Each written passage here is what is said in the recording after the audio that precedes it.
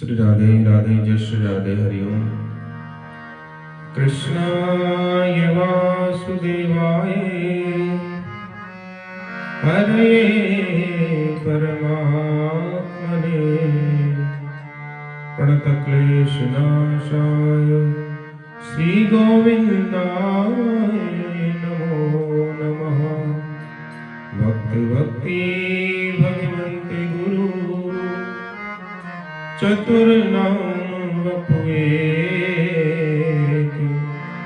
तिनके पद वंदन किए नाश ही विघ्न अनेक।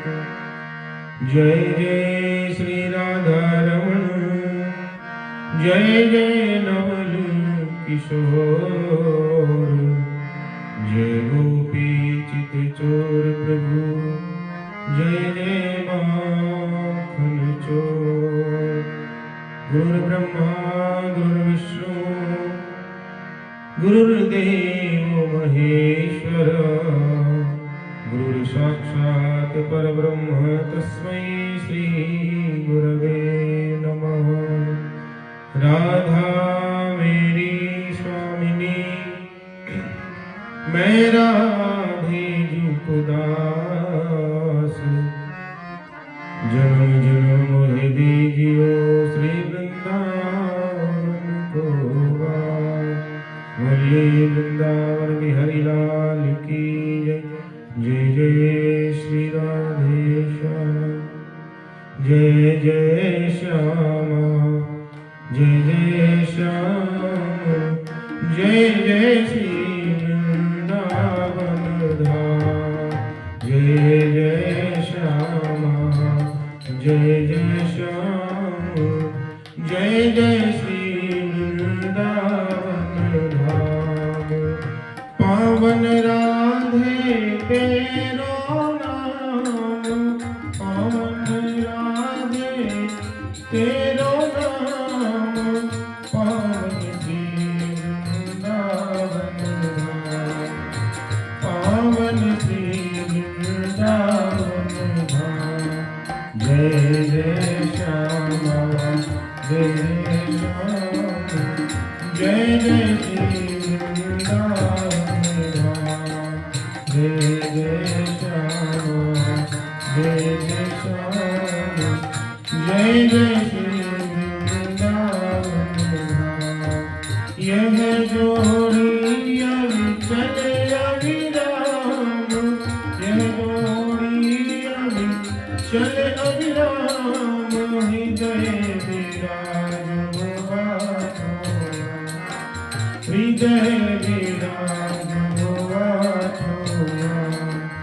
जय जय श्यामा, जय जय श्याम, जय जय श्री वृंदावन धाम। जय जय श्यामा, जय जय श्याम, जय जय श्री वृंदावन धाम। जय जय श्री वृंदावन धाम, जय जय श्री वृंदावन धाम। श्री वृंदावन धाम की जय। जय श्री राधेश्वर। न्यासं विधायोत प्रणयोत गौरो, वृंदावनं गन्तुं मना भ्रमादयः। राधे ब्रह्मण्य शान्तिपुरीं जित्वा, ललाशभक्तिरहितं नतोऽस्मि। बोलो वृंदावन बिहारी लाल की। श्री श्री चैतन्य चरितामृत का हम पावन श्रवण कर रहे हैं। बीच में व्यवस्थाओं के कारण थोड़ा सी रुकावट हुई, लेकिन यदा कदा जब समय मिलता है तो सत्संग आपके सामने प्रस्तुत रहेगा। तो उसी श्रृंखला में श्री श्री चैतन्य चरितावली के माध्यम से जब महाप्रभु जी संन्यास ग्रहण कर लेते हैं और संन्यास ग्रहण करने के बाद उनकी प्रबल इच्छा होती है कि मुझे अब कुछ नहीं करना, कहीं नहीं जाना, केवल और केवल बस वृंदावन जाऊंगा मैं। वहां जाकर के मैं श्री जी के चरणों में जीवन बिताऊंगा। उससे पूर्व शांतिपुर में अद्वैत आचार्य जी के घर में वो आकर के निवास करते हैं। तो आपने अभी श्लोक सुना कि जो सन्यास धारण करके प्रेम में बेसुध हुए, वृंदावन जाने की इच्छा से भ्रांत चित्त होकर के राड देश में भ्रमण करते हुए शांतिपुर में अद्वैत आचार्य के घर पहुंच गए और वहां अपने सभी भक्तों के सहित उल्लास प्राप्त किया। उन्होंने उन श्री गौरचंद्र के श्री चरणों में हम प्रणाम करते हैं, हम वंदन करते हैं। इधर महाप्रभु से विदा होकर के दुखित हुए चंद्रशेखर आचार्य नवद्वीप की ओर चले गए। उन्होंने कहा कि मेरे पीछे नहीं आना है, आप नवद्वीप को जाओ। चंद्रशेखर आचार्य जी, उनके पैर आगे नहीं बढ़ते थे, कभी भी रोने लगते, कभी पीछे फिर करके देखने लगते कि संभव है प्रभु दया करके मेरे पीछे पीछे आ रहे हो कि तुम ना जाओ, आ जाओ वापस। कभी भ्रमवश होकर के आप कहने लगते प्रभु आप आ गए, अच्छा हुआ। फिर थोड़ी देर में अपने भ्रम को दूर करने के निमित्त चारों ओर देखने लगते कि वास्तव में प्रभु आ गए हैं क्या। थोड़ी दूर चल करके बैठ जाते और सोचने लगते कि अब मेरे जीवन को धिक्कार है, महाप्रभु के बिना अब मैं नवद्वीप में कैसे रह सकूंगा, अब मैं अकेला ही लौट करके नवद्वीप को कैसे जाऊंगा।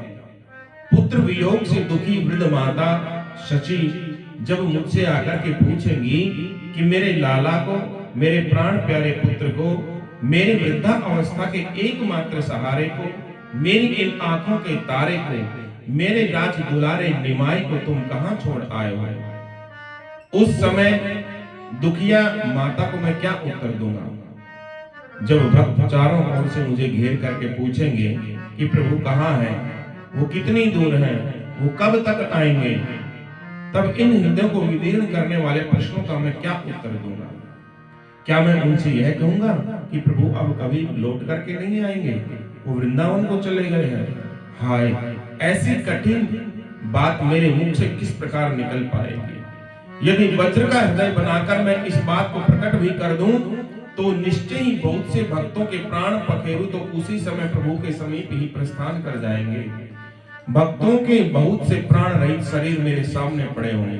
प्राण तो जाकर के महाप्रभु में मिल जाएंगे, लेकिन उनका शरीर मेरे सामने पड़ा होगा। वैसी ही दशा हुई जैसे भगवान राम को छोड़ने के लिए सुमंत जी आए थे और भगवान राम ने कहा था कि अब तुम वापस अयोध्या को चले जाओ और जाकर के माता पिता को मेरा प्रणाम कहना। उस समय सुमंत जी सोचते हैं कि मैं वापस कैसे जाऊंगा। अयोध्या वासी मुझसे पूछेंगे तो मैं उनको क्या जवाब दूंगा कि मैं अभागा राम को छोड़ करके आ गया। तो वही स्थितियां चंद्रशेखर आचार्य जी की है। वो कहते हैं कि यदि वज्र का हृदय बना करके मैं इस बात को प्रकट भी कर दूं तो निश्चय ही बहुत से भक्तों के प्राण पखेरु उसी समय उड़ जाएंगे, प्रभु के पास चले जाएंगे। भक्तों के बहुत से प्राण रहित शरीर मेरे सामने पड़े रहेंगे। उस समय मेरे प्राण किस प्रकार से इस शरीर में रह सकते हैं। खैर, इन सब बातों को तो मेरा वज्र हृदय सहन भी कर सकता है, किंतु पति प्रायणता, पतिव्रता विष्णु प्रिया के करुण क्रंदन से तो पत्थर भी पिघलने लगेंगे। जब वो विलाप करेगी तो उसको मैं कैसे रोकूंगा। जब वह मेरे लौट आने का समाचार सुनेंगी तो अपने हृदय विदारक रुदन से दिशा विदिशाओं को व्याकुल करती हुई, पति के संबंध में जिज्ञासा करती हुई एक ओर खड़ी होकर के रुदन करने लगेंगी। तब तो निश्चय ही मैं अपने को संभालने में असमर्थ हो जाऊंगा। सभी लोग मुझे धिक्कार देंगे, सभी मेरे काम की निंदा करेंगे। जब उन्हें पता चलेगा कि प्रभु के सन्यास संबंधी सभी कृत्य मैंने ही अपने हाथों से करवाए हैं, सारा सामान मैंने इकट्ठा किया है, जब उन्हें इस बात का पता चलेगा कि मैंने ही प्रभु को सन्यासी बनाया है, तो वे मिलकर के मुझे भांति भांति से धिक्कारेंगे। उन सभी प्रभु के भक्तों के दिए हुए अभिशाप को मैं किस प्रकार से सहन कर पाऊंगा। इससे तो यही उत्तम है कि मैं गंगा जी में कूद जाऊं और कूद करके अपने प्राणों का त्याग कर दूं। अब गंगा जी में कूदने की बात सोच रहे हैं चंद्रशेखर जी कि मैं गंगा जी में कूद जाऊं और अपने प्राणों को गंवा दूं। यह सोच करके वे जल्दी से गंगा किनारे पहुंचे और गंगा में कूदने के लिए उद्यत हुए। उसी समय उन्हें प्रभु की बातों का स्मरण हो आया कि प्रभु ने क्या कह करके भेजा था।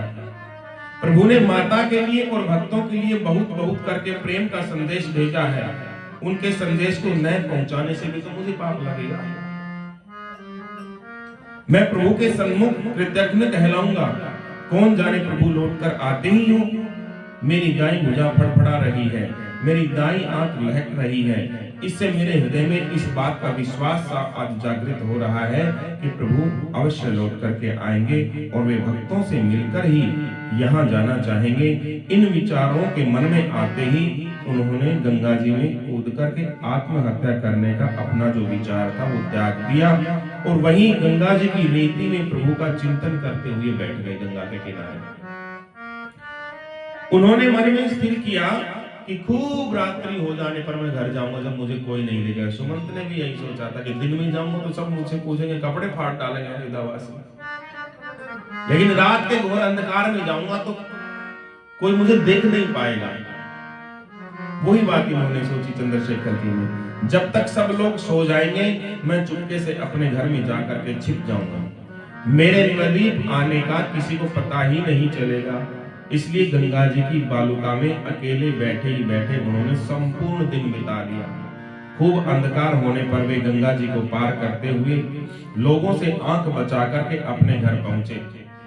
घर पर पहुंचते ही नगर में इनके लौट आने का समाचार बात ही बात में बिजली की तरह फैल गया। जो भी सुनता कि चंद्रशेखर आचार्य आए हैं, जो भी सुनता वही इनके पास दौड़ करके आता और आते ही बस एक ही बात पूछता कि प्रभु कहाँ है।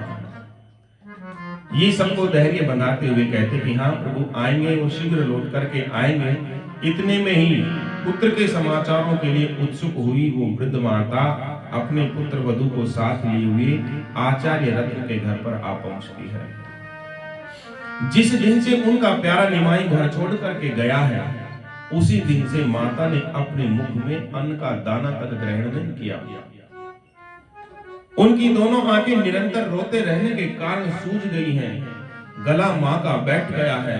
संपूर्ण शरीर शक्तिहीन सा हो गया है। उठ करके बैठने की भी शक्ति अब शरीर में नहीं रही है।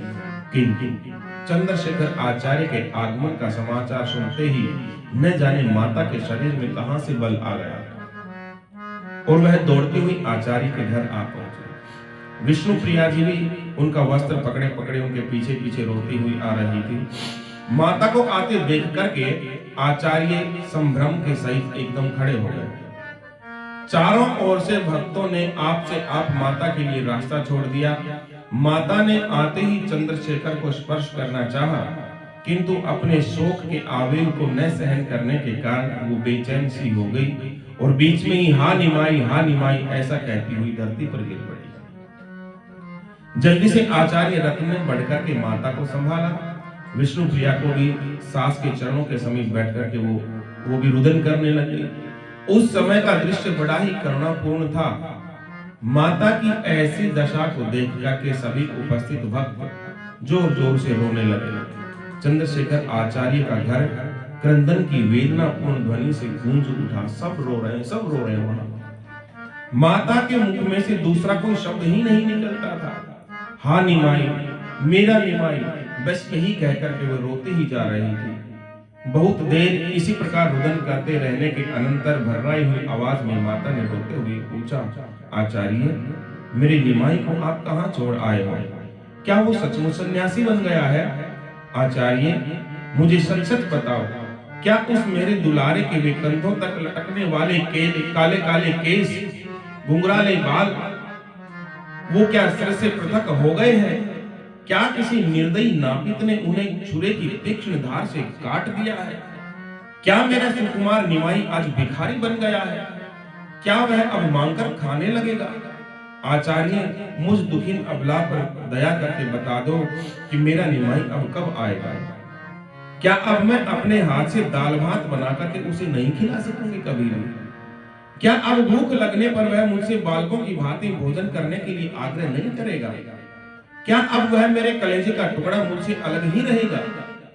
क्या अब मैं उसे अपनी छाती से चिपटा करके अपने तन की तपन न मिटा सकूंगी?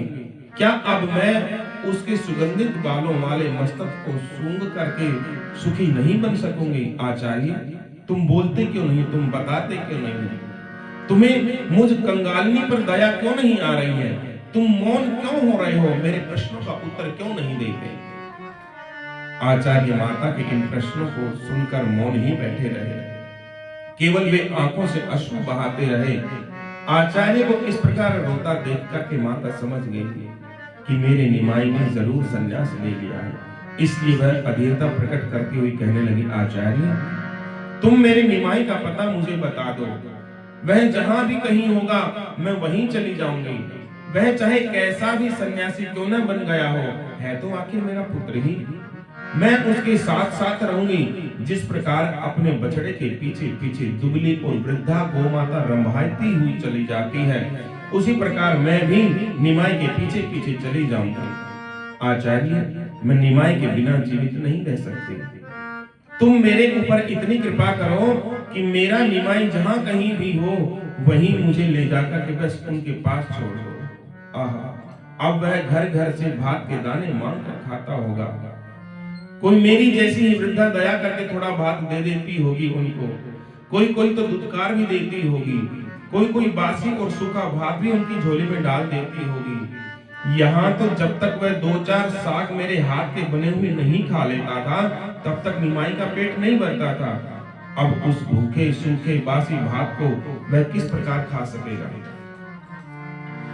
वह भूख का बड़ा कच्चा है। तीसरे पहर के जलपान में थोड़ी देर हो जाती या कभी घर की बनी हुई मिठाई में चूक हो जाती तो वो जमीन आसमान एक कर डालता था। पकौड़ी बनाते बनाते ही खाने को आ बैठता था। अब उसे तीसरे प्रहर का जलपान कौन कराएगा? हाँ, मेरे ऐसे जीवन को धिक्कार है। हाँ, मेरा सर्वगुण संपन्न पुत्र जिसकी भक्त राजा से भी बढ़कर के पूजा और प्रतिष्ठा करते थे, आज वो द्वार द्वार एक एक मुट्ठी चावल के लिए घूम रहा होगा, भिखारी बन गया। विधाता, तेरे ऐसे कठोर हृदय के लिए तुझे मैं बार बार धिक्कार देती हूँ, जो इतना रूप लावण्य सौंदर्य पांडित्य और मान सम्मान देने पर भी तूने निमाई को घर घर का आज भिखारी बना दिया है। हे ईश्वर, तुझे भी बार बार धिक्कार है। बड़ी देर तक माता इसी प्रकार प्रलाप करती रही। कुछ धैर्य धारण करके आचार्य ने सन्यास की सभी बातें बता दी।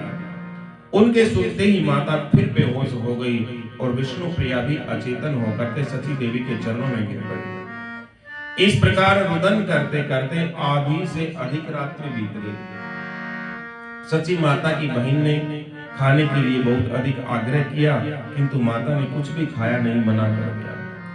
उसी हालत में वह विष्णु प्रिया को लिए हुई रात्रि भर पड़ी और रोती रही। प्रातःकाल आचार्य ने उन्हें घर पहुंचाए।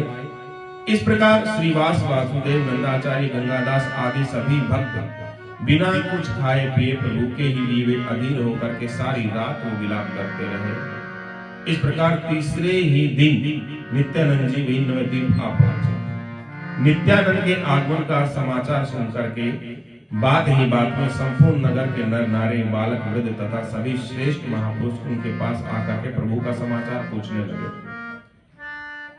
कोई पूछता प्रभु कहाँ हैं, कोई कहता वो कब आएंगे, कोई कहता हमें स्थान बता दो, हम ही जाकर के उनके दर्शन कर आएंगे। जो लोग महाप्रभु से द्वेष का भाव रखते थे, वे भी अपने कुकृत्य पर पश्चाताप करते हुए नित्यानंद जी से रोते रोते अत्यंत ही दीन भाव से सरलता पूर्वक कहने लगे, श्रीपाद, हम दुष्टों ने ही मिलकर के प्रभु को गृह त्यागी और वैरागी बना दिया। हमारे ही कारण वो सन्यासी हो गए। हम ही लोग प्रभु को नवद्वीप से निकाल देना चाहते थे, उसका कारण हम ही हैं। प्रभु, हमारी निष्कृति का कोई भी उपाय हो सकता है क्या?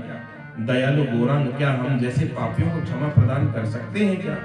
वे क्षमा चाहे न करें, पर हमें अपने पापों का फल भोगने के लिए हम तैयार हैं, किंतु वे एक बार कृपा की दृष्टि से बस हमारी ओर देख ही लें, उसी में हमारे सारे पाप और कष्ट नष्ट हो जाएंगे। क्या प्रभु के दर्शन हम लोगों को भी हो सकेंगे? क्या इस जीवन में गौरचंद्र के सुंदर तेज युक्त श्रीमुख के दर्शनों का परम सौभाग्य हम सबको प्राप्त हो सकता है क्या? लोगों के मुख से ऐसी बातें सुनकर के नित्यानंद जी सभी से कहते कि महाप्रभु बड़े दयालु हैं। उनके हृदय में प्राणी मात्र के लिए दया का भाव है। उनका शत्रु या अप्रिय कोई भी नहीं है। वे अपने अपकार करने वालों के प्रति भी प्रेम को प्रदर्शित करते हैं। वे तुम लोगों के ही प्रेम के वशीभूत होकर के फुलिया से होते हुए शांतिपुर जा रहे हैं। शांतिपुर में वे आचार्य अद्वैत के घर जाकर के ठहरेंगे। तुम सभी लोग वहीं जाकर के प्रभु का दर्शन कर सकते हो। अब स्थायी पता बता दिया। स्टार्टिंग में बोला था ना क्या? मैं वहां जा रहा हूं तत्वाचार्य के और तुम घर जाओ। नहीं, वो तो इनको चंद्रशेखर जी को भेजा था ना। माता को ले आना। हाँ, इसलिए जब हमने बंद किया था ना तो माता ही। तो नित्यानंद जी के श्रीमुख से यह बात सुनकर के प्रभु इस समय फुलिया में है, हरिदास के आश्रम पर होंगे और वहां शांतिपुर में जाएंगे। बस इस बात के सुनते ही लोग फुलिया की ओर दौड़ने लगे। कोई तो नाव पर पार होने लगे, कोई अपनी अपनी डोंगी को लेकर ही जाने लगे, कोई घड़ों के द्वारा ही गंगा जी को पार करने लगे। बहुत से उतावले भक्तों ने तो नाव, डोंगी तथा घड़ों की भी परवाह नहीं की। वे जैसे ही गंगा जी में कूद पड़े और हाथों से तैरते हुए बस उस पार पहुंच गए। हजारों आदमी बात ही बात में गंगा जी को पार करके फुलिया गांव में पहुंच गए। प्रेम में उन्मत्त हुए पुरुष जोरों से हरि बोल इस तरह की गगनभेदी ध्वनि करने लगे। उस महान कोलाहल को सुनकर के महाप्रभु आश्रम से बाहर निकल करके आए। सन्यासी वेशधारी प्रभु के दर्शनों से वह प्रेम में उन्मत्त हुई अपार जनता और उनकी जोरों से ध्वनि को सुनने लगे। सभी के नेत्रों से आंसुओं की धाराएं बह रही थी। कोई कोई तो प्रभु के मुंडे हुए सिर को और कोई उनके गिरवे वस्त्रों को देख करके जोरों से हा प्रभु, हा हरि ऐसा कहकर के रुदन करने लगे। सभी प्रभु ने सभी को कृपा की दृष्टि से देखा और सभी को लौट जाने के लिए कहकर के आप शांतिपुर की ओर चले गए। बहुत से भक्त उनके साथ ही साथ शांतिपुर को चले, कुछ लौट करके वापस नवद्वीप को आ गए। इधर नित्यानंद जी लोगों को प्रभु के आने का समाचार सुनाते हुए सची माता के समीप पहुंचे। उस समय माता पुत्र बिच्छोह रूपी रोग से आक्रांत बेहोशी के सहित आहें भर रही थी। नित्यानंद जी ने माता के चरण स्पर्श किए। माता ने चौंक करके देखा कि सामने नित्यानंद खड़े हैं। अत्यंत ही अधीरता के साथ माता कहने लगी, बेटा निमाई, तू अपने भाई निमाई को कहां छोड़ करके आ गया? निताई, तू तो मुझसे प्रतिज्ञा करके गया था कि मैं निमाई को अपने साथ लेकर के आऊंगा। वह कितनी दूर है, उसे तू पीछे क्यों छोड़ आया है? तू तो संग लाने की बात कह करके गया था। मेरा निमाई कहाँ है बेटा? मुझे जल्दी से बता। तेरे ही कहने से मैं अब तक बस प्राणों को रखे हुए हूँ। अब तो मुझे जल्दी बता दे। कहीं तू भी मुझे निमाई की तरह धोखा दे करके तो नहीं चला जाएगा। तू सच सच बता दे कि निमाई कहाँ है। मैं वहां जाऊंगी। तू मुझे अभी उसी देश में ले चल जहां मेरा निमाई है। उपवासों से क्षीण हुई दुखिया माता को धैर्य बंधाते हुए नित्यानंद जी ने कहा कि माँ, तुम इतनी अधीर मत हो। मैं तुम्हारे निमाई को साथ लेकर के आया हूँ। वे शांतिपुर में अद्वैत आचार्य के घर पर हैं।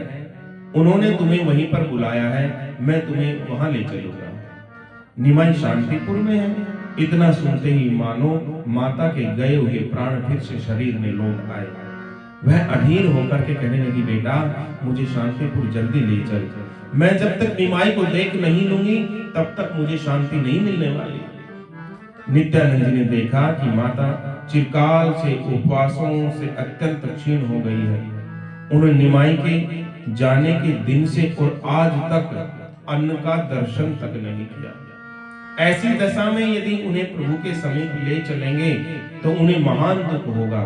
इसलिए इन्हें जैसे तैसे करके मैं आग्रह करके थोड़ा बहुत भोजन तो करवा दूंगा।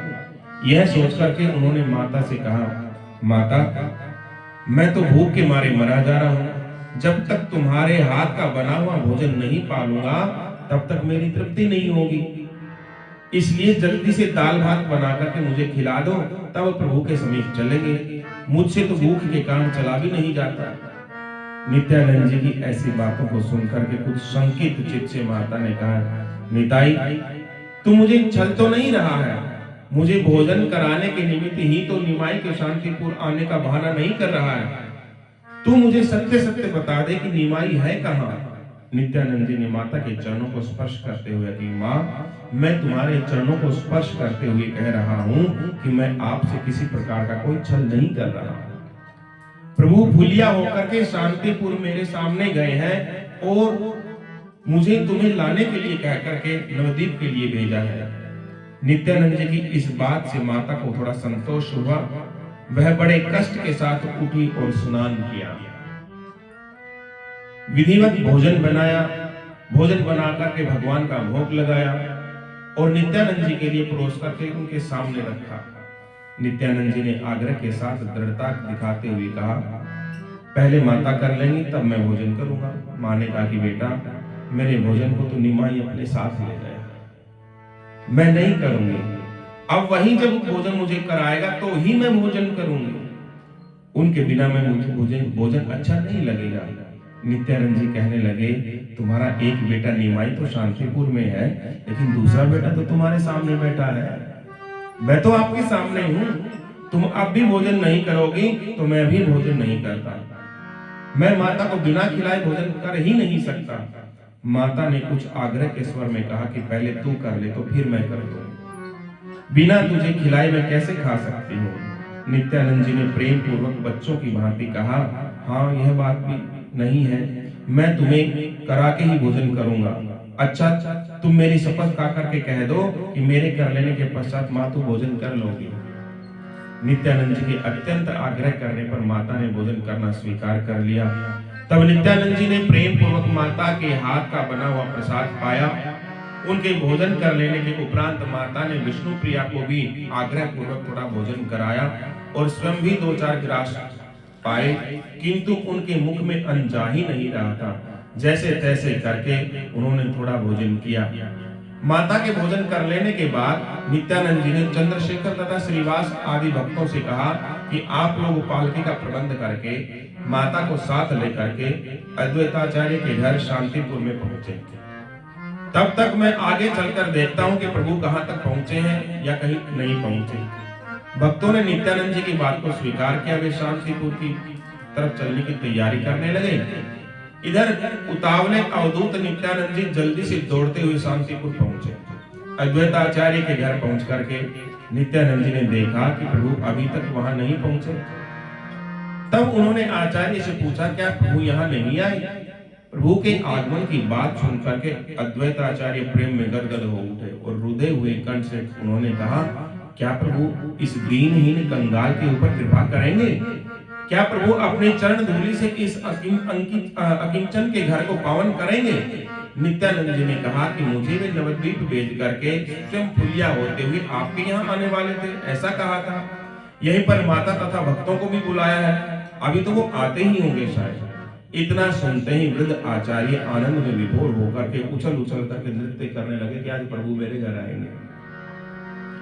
उस समय उनकी दशा विचित्र थी। वे हर्ष और शोक दोनों के बीच में डूबे हुए थे। वे प्रभु के संन्यास का स्मरण करके तो दुखित भाव से रुदन कर रहे थे और प्रभु के पधारने और उनके दर्शन पाने के सुख के कारण भीतर ही भीतर वो खुश भी हो रहे थे। उसी समय उन्होंने अपनी धर्म पत्नी सीता देवी से प्रभु के लिए भांति भांति का भोजन बनाने के लिए कहा। आचार्य पत्नी सीता देवी तो उसी समय नाना प्रकार के व्यंजनों को बनाने में लग गई और आचार्य देव अपने पुत्र हरिदास, नित्यानंद तथा अन्य भक्तों के सहित प्रभु को देखने के लिए गंगा के किनारे पहुंच गए।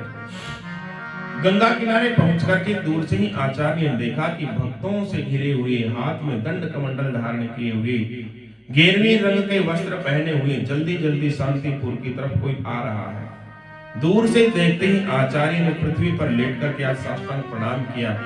जल्दी से आकर के प्रभु भी दंड कमंडल के सहित आचार्य के चरणों में पड़ गए। वो उनको प्रणाम कर रहा है, वो उनको प्रणाम कर रहा है।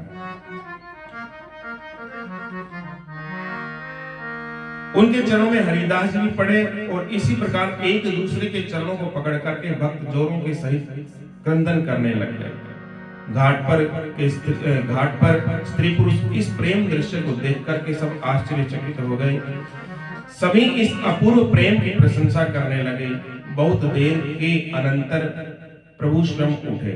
उन्होंने अद्वैताचार्य को अपने हाथों से उठाया और अपने चरणों के समीप पड़े हुए आचार्य अद्वैत के पुत्र अच्युत को प्रभु ने गोद में उठा लिया और अपने रंगे वस्त्र से उसके शरीर की धूलि को पोंछते हुए कहने लगे, आचार्य तो हमारे पिता हैं, तुम्हारे भी वे ही पिता हैं क्या? तब तो तुम दोनों भाई भाई ही हुए। क्यों, मैं ठीक कह रहा हूं ना? बताओ, हम तुम्हारे भाई हैं कि नहीं है? हमें पहचानते हो?